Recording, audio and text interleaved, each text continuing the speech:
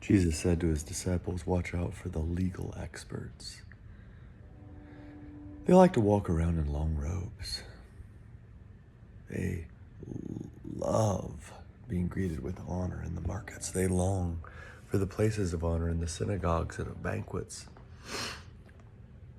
They cheat widows out of their homes, and to show off, they say long prayers.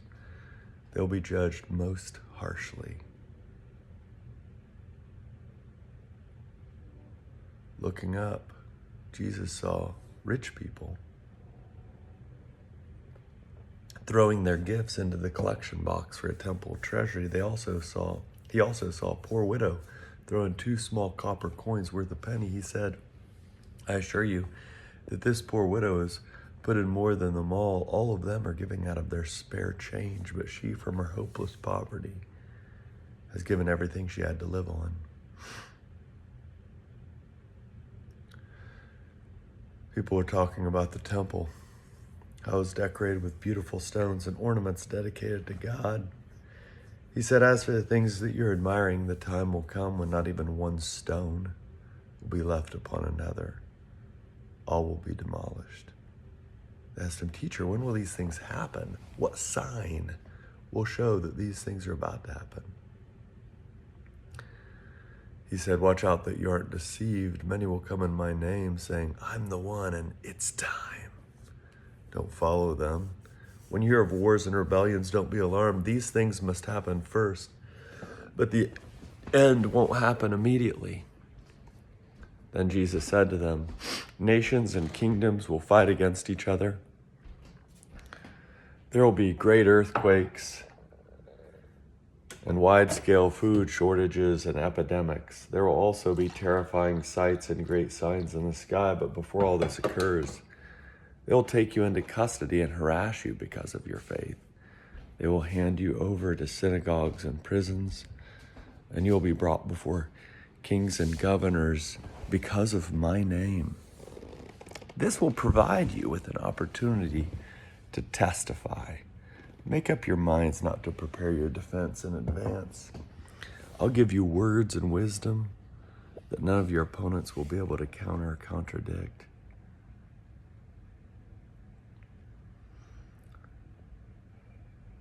You will be betrayed by your brothers, by your parents, brothers and sisters, relatives and friends. They will execute some of you. Everyone will hate you because of my name. Still, not a hair on your heads will be lost. By holding fast, you will gain your lives. When you see Jerusalem surrounded by armies, then you'll know that its destruction is close at hand. At that time, those in Judea must flee to the mountains, those in the city must escape, and those in the countryside must not enter the city.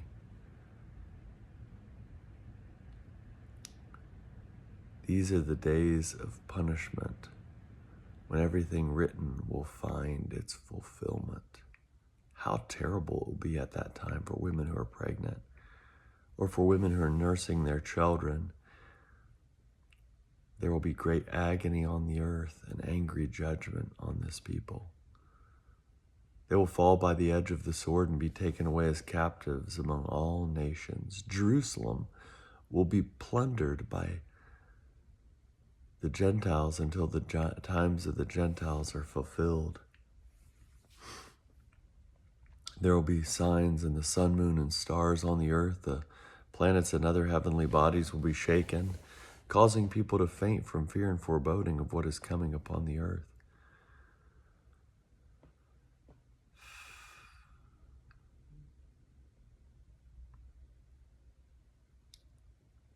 Causing people to faint from fear and foreboding of what is coming upon the earth.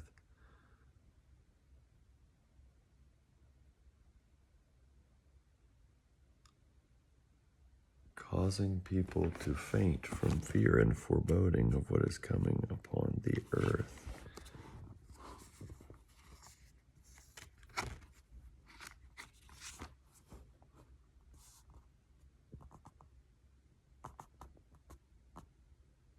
Oh, there we are. Oh, I missed the part. On the earth there will be dismay among the nations and their confusion over the roaring of the water and surging waves. The planets and other heavenly bodies will be shaken, causing people to faint from fear and foreboding of what is coming upon the earth. Then they will see the human one coming on a cloud and with power and great splendor. Now, when these things begin to happen, stand up straight and raise your heads because your redemption is near. Jesus told them a parable. Look at the fig tree and all the trees. When they sprout leaves, you can see for yourselves and know that summer is near. In the same way, when you see these things happening, you know that God's kingdom is near. I assure you that this generation won't pass away until everything has happened. Heaven and earth will pass away, but my words will certainly not pass away. Take care that your hearts aren't dulled by drinking parties, drunkenness, and the anxieties of day-to-day life. Don't let that day fall upon you unexpectedly, like a trap. It will come upon everyone who lives on the face of the whole earth.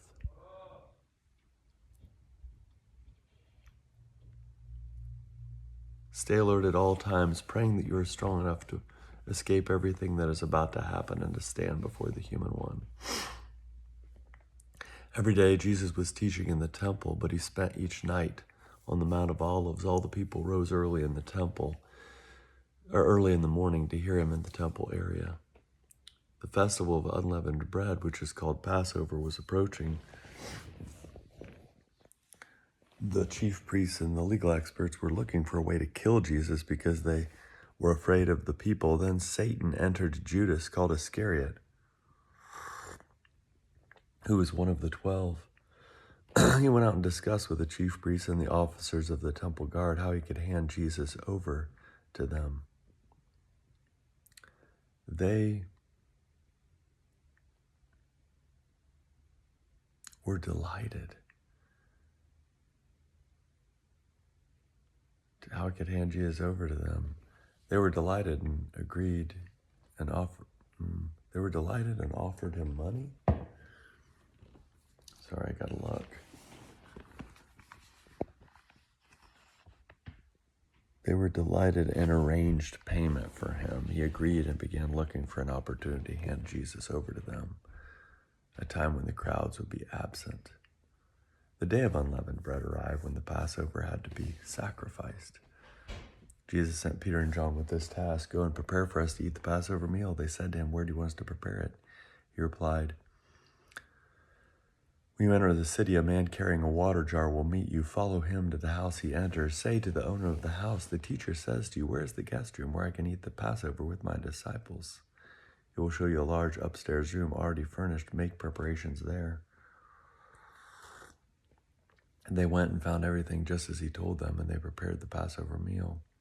When the time came, Jesus took his place at the table and the apostles joined him. He said to them, I have earnestly desired to eat this Passover with you before I suffer. I assure you I won't eat it until it is fulfilled in the kingdom of God. After taking the cup, after taking a cup and giving thanks, he said, take this and share it among yourselves. I assure you that from now on I won't drink from the fruit of the vine until God's kingdom has come. After taking, just need to check myself.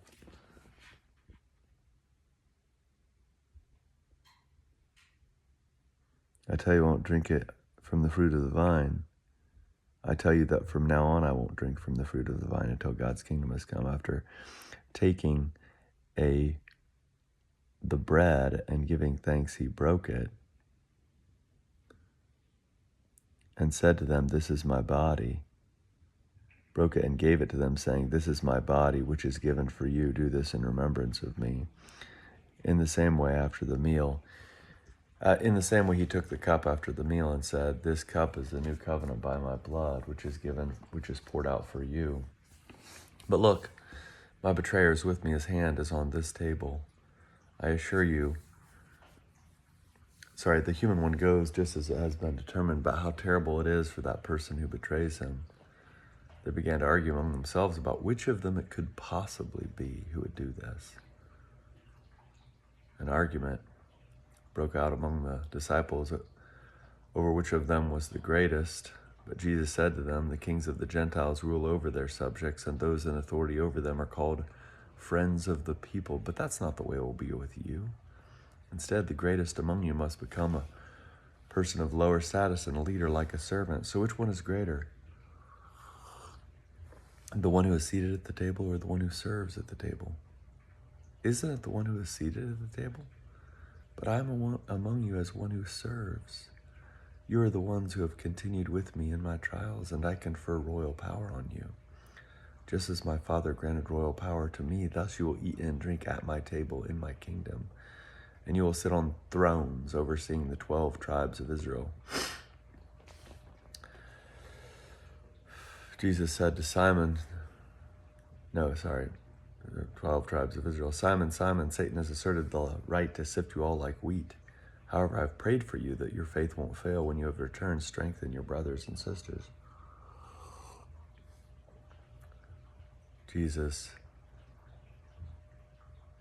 Peter responded, Lord, I'm ready to go with you both to prison and to death. Jesus responded, I tell you, Peter, the rooster won't crow today before you have denied 3 times that you know me. Jesus said to them, when I sent you out without a wallet, bag, or sandals, you didn't lack anything, did you? They said, nothing. Then he said to them, but now whoever has a wallet must take it, and likewise a bag, and those who don't own a sword must sell their clothes and buy one. I tell you that this scripture must be fulfilled in relation to me. And he was counted among the criminals. Indeed, what's written about me is nearing completion. They said to him, Lord, look, here are 2 swords. He replied, enough of that. Then Jesus left and made his way to the Mount of Olives, as was his custom, and the disciples followed him. When he arrived, he said to them, pray that you won't give in to temptation. He withdrew from them about a stone's throw, knelt down and prayed. He said, Father, if it's your will, take this cup of suffering away from me. However, not my will, but your will must be done. Then a heavenly angel appeared to him and strengthened him. He was in anguish and prayed even more earnestly. His sweat became like drops of blood falling on the ground. When he got up from praying, he went to the disciples. He found them asleep, overcome by grief. He said to them, why are you sleeping? Get up and pray so that you won't give in to temptation. While Jesus was still speaking, a crowd appeared, and the one called Judas, one of the 12, was leading them. He approached Jesus to kiss him. Jesus said to him, Judas, would you betray the human one with a kiss? When those around him recognized what was about to happen, they responded, Lord, should we strike with our swords? One of them struck the high priest's servant, cutting off his right ear. Jesus responded, stop, no more of this. He approached the slave's ear and healed him. He touched the slave's ear and healed him. And then Jesus said to the chief priests, the officers of the temple guard, and the soldiers who had come to get him, have you come with swords and clubs to arrest me as though I were a thief? Day after day I was with you in the temple, but this is your hour this is your time when darkness rules. After they arrested Jesus, they led him to the high priest's house. Peter followed from a distance. When they lit a fire and sat down together, Peter sat among them.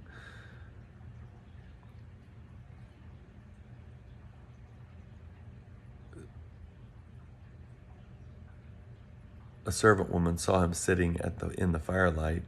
She stared at him and said, you are one of them too. But Peter denied it, saying, woman, I don't know him. A little while later, someone else saw him and said, you're one of them too. But Peter said, man, I'm not. About an hour or so later, someone else insisted, this man must have been with him because he is a Galilean too. Peter responded, "Man, I don't know what you're talking about." At that very moment, while he was still speaking, a rooster crowed. The Lord turned and looked straight at Peter, and Peter remembered the Lord's words, "Before a rooster crows today, you will deny me 3 times." And Peter went out and cried uncontrollably.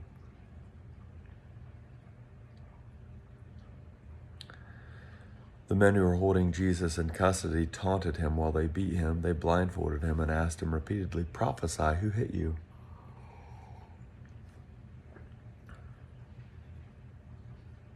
Insulting him, they said many other horrible things against him. As morning came, the chief priests and the legal experts came together, and Jesus was brought before their council. They asked, "If you are the Christ, tell us." He answered, "If I tell you, you won't believe, and if I ask you a question, you won't answer. But from now on, the human one will be seated on the right side of the power of God." They all said, "Are you God's son then?"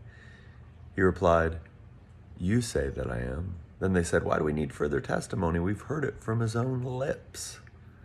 The whole assembly got up and led Jesus to Pilate and began to accuse him. They said, "We have found this man misleading our people, opposing the payment of taxes to Caesar, and claiming that he is a Christ, a king." Pilate asked, "Are you the king of the Jews?" Jesus replied, "That's what you say." And then Pilate said to the chief priests and the crowds, "I find no legal basis for action against this man," but they objected strenuously. "He agitates the people with his teaching throughout Judea, starting from Galilee all the way here." Hearing this, Pilate asked if the man was a Galilean. When he learned that Jesus was from Herod's district, Pilate sent him to Herod, who was also in Jerusalem at that time. Herod was very glad to see Jesus, for he had heard about Jesus and had wanted to see him for quite some time. He was hoping to see Jesus perform some sign. Herod questioned Jesus at length, but Jesus didn't respond to him.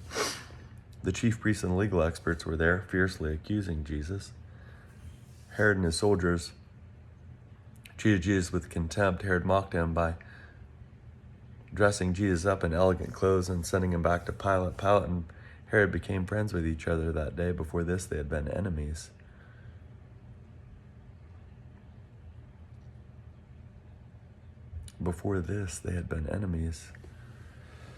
Then Pilate called together the chief priests and the rulers of the people. He said to them, "You brought this man before me as one who is misleading the people. I have questioned him in your presence and found nothing in this man's conduct that provides a legal basis for the charges you have brought against him.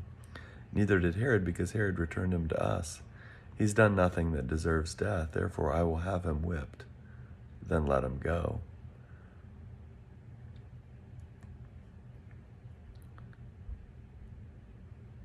But with one voice they shouted, "Away with this man, release Barabbas to us." Barabbas had been thrown into prison because of a riot that had occurred in the city and for murder.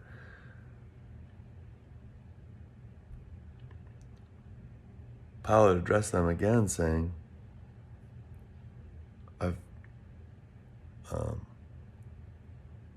But Pilate addressed them again because he wanted to release Jesus. They kept shouting out, "Crucify him, crucify him." For the 3rd time, Pilate said to them, "Why? What wrong has he done?"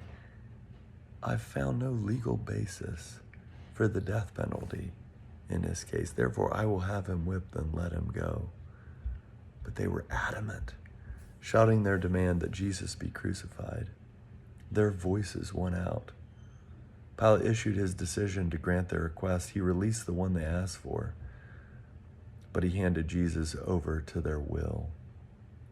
As they led Jesus away, they grabbed Simon, a man from Cyrene who was coming in from the countryside. They put the cross on his back and made him carry it behind Jesus. A huge crowd of people followed Jesus, including women who were weeping and mourning for him. Jesus turned to the women and said to them, "Daughters of Jerusalem, don't cry for me. Rather, cry for yourselves and your children. The time will come when they will say, 'Happy are those who are unable to become pregnant, the wombs that never gave birth and the breasts that never nursed a child.' Then they will say to the mountains, 'Fall on us,' and to the hills, 'Cover us.' If they do these things while the tree is green, what will happen when it is dry?" They also led 2 other criminals to be executed with Jesus. When they arrived at the place called the Skull, they crucified him, along with the prisoners, one on his right and the other on his left. Jesus said, "Father, forgive them, for they don't know what they're doing." They drew lots as a way of dividing up his clothing. The people were standing around watching, but the leaders sneered at him, saying, "He saved others. Let him save himself if he really is the Christ sent from God, the chosen one." The soldiers also mocked him. They came up to him, offering him sour wine and saying, "If you really are the King of the Jews, save yourself." Above his head was a notice of the formal charge against him. It read, "This is the King of the Jews." One of the soldiers hanging next to Jesus insulted him, "Aren't you the Christ? Save yourself and us." Responding, the other criminals spoke harshly to him. "Don't you fear God? Seeing that you are also sentenced to die, we are rightly condemned, for we are receiving the appropriate sentence for what we did. But this man has done nothing wrong." Then he said, "Jesus, remember me when you come into your kingdom." Jesus said to him, "I assure you that today you'll be with me in paradise."